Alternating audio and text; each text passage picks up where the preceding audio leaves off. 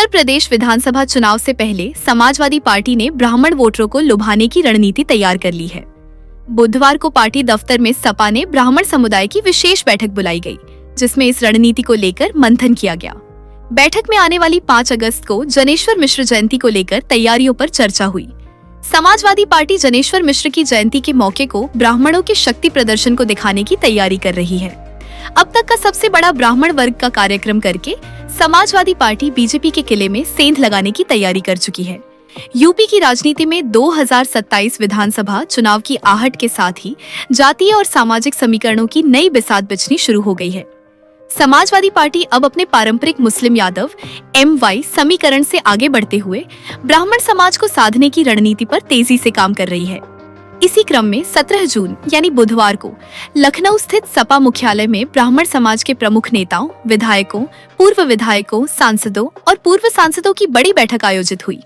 सपा अध्यक्ष अखिलेश यादव स्वयं इस अभियान की निगरानी कर रहे थे। बैठक की जिम्मेदारी बलिया से सांसद सनातन पांडे को सौंपी गई थी।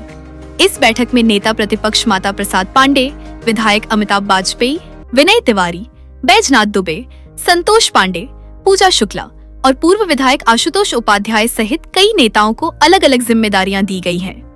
आने वाली 5 अगस्त को समाजवादी विचारक और पूर्व केंद्रीय मंत्री जनेश्वर मिश्र की जयंती पर लखनऊ में प्रस्तावित विशाल ब्राह्मण सम्मेलन की रूपरेखा तय की जाएगी।